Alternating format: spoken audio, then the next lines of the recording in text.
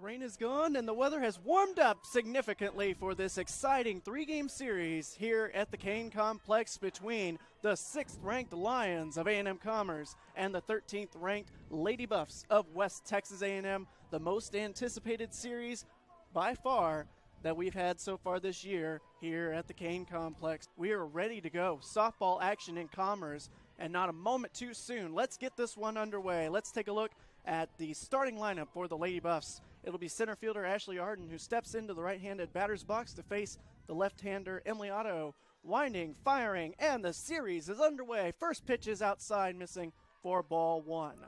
On the home side, if you're listening and want to come out, 2-2. Swing and a miss. Down on strikes is Ashley Harden, the first strikeout of the day for Emily Otto, and there is one away here in the first. 1-2.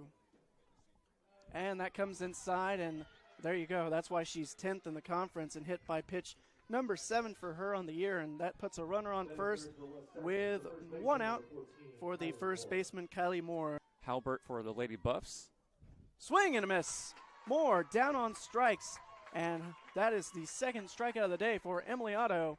There are 2 away, and a big strikeout there. Left fielder with a 37 for 91 mark this year. That fly ball's into right center. Bailey Higgs settles under it and makes the grab for out number 3.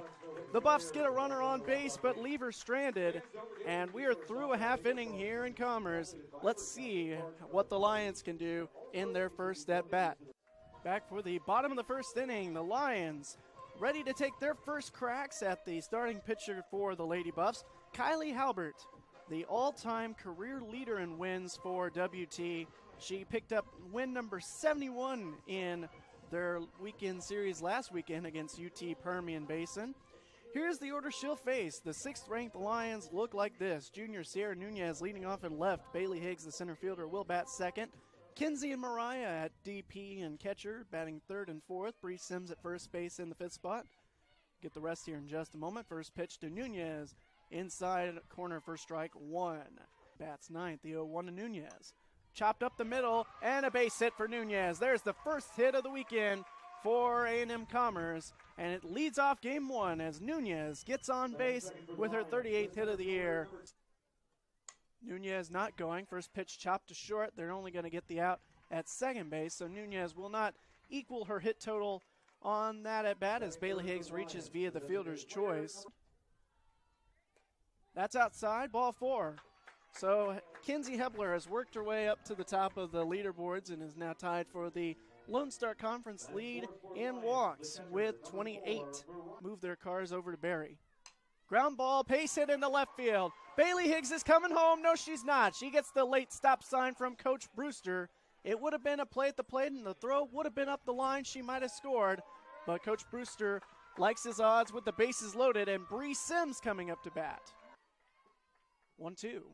Ground ball to second. They're going to come home, and they will get the out there, but they will not get the out at first, so Sims reaches on a fielder's choice. Lions don't get the run there, and the 1-1 pitch from Halbert. Ground ball back to the pitcher. She'll fire over to first, and the Lions leave the bases loaded. Also tied for the team lead with 7 of 8 steals. That one's hit way up in the air. Jody Hill going out into left field, calling off Sierra Nunez, making the grab for out number 1. And she gets a celebratory nod from Otto in the circle for the glove. 0-1 the pitch. Is going to be hit weakly to short, and Jody Hill goes up with the glove and makes the grab for out number 2.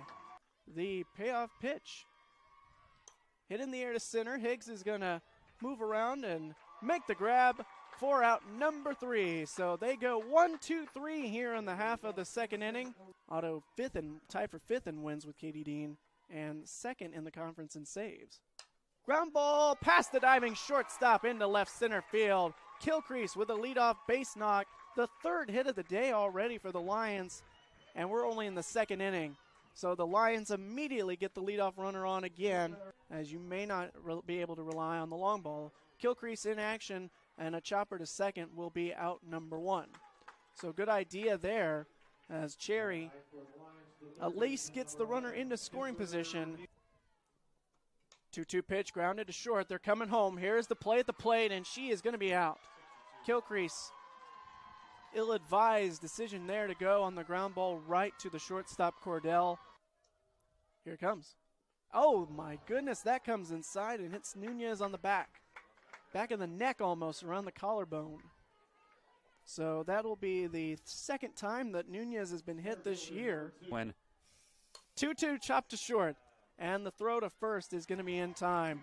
Cordell over to Moore for out number 3. Here's the 1-1. Slow curve from Otto, hit straight up in between her and Jamison will take a step and a half to her left and make the easy out. Otto says thank you there. Flag in left field blows ever so slightly, and Otto's going to hit her second batter of the day and put one on with one away. On Cameron. Harden takes this one, and she'll take her base. So West Texas has runners on first and second for Courtney Coveney, trying to get the first run of the day. This one hacked into right field, and coming on to make the catch is going to be the center fielder Bailey Higgs. No problem for her, given her speed. And that's now 2 away, a big out there for Otto and these Lions. She makes the catch, no harm, no foul. Kilee Moore will take this one and hit ever so softly to Monica Cherry for out number 3. Hits, she doesn't think that many of those are going to go over the fence. This one hit over to the third baseman Holland, who throws it to Moore at first and had the ball, but then dropped it. So if that's he called her out, but then he said she juggled it. So would that mean she's safe or not? And that's what Coach Brewster is going to ask about. So this one hit right up the middle. The little trouble with the count, but of course Mariah Jamison says, "Don't worry, Coach, I got you." This one hit to right field. Going back is Macklemore. She is a couple steps in front of the track and makes the catch. 2 away. So Hill with the 2-2 count with 2 away. Takes this one, hit to center field, but not hard enough, as Harden will come on and make the catch close to right center field. This one hit to center field. Higgs is going to be called off, or rather Jody Hill's going to make the catch. There seemed to be some confusion as the ball was hit right towards the shallow outfield. Already 12-2 coming into today. Pretty good for a freshman. Just pretty good. And she gets another strikeout. That's going to be her third on the day. As McBroom will go to the dugout to bring up Allie Smith. 2 of those coming via the hit by pitch. This one hit to right field. Kilcrease barely has to take a step, and it is going to be to the bottom of the 4th we go. No runs, no hits, no errors. Hits this one right. Oh, and it's going to stay within the grasp of Coveney, but unable to get it out of her glove in time. And that is going to be it should stand as a hit. It will, of course, but a very dramatic hit. I think you might see Kilcrease go. That's what I would do if I'm Coach Brewster. This is going to be safe. There you go. That's what you're trying to do. That's what Cherry was trying to do the first pitch that she fouled off. You get 2 runners in scoring position with 1 out. But you also know Kimber Neal has that power stroke. There she goes. Not going to have the same result as Cherry did, but she was up there to do a job and advance the runners, and she does just that. They certainly seem to be one of those teams. The 3-1 count is going to be high, and the bases are loaded for Bailey Higgs, but the bad part about that is just like the first inning, you have the force out at home. Might Higgs try to lay down a bunt, play a little squeeze play, maybe? That actually wouldn't be a bad idea. That would bring her off, but it's going to hit over the head of the left fielder, Starkey.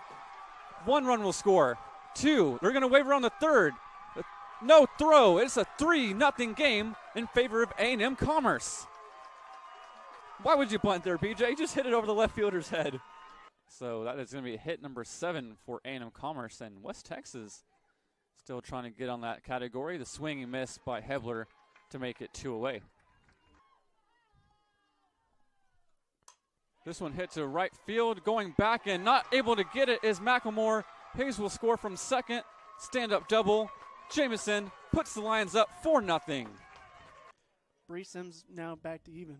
So Jamison's going to run here. This one hit to right field, trying to make amends is Macklemore, and she will.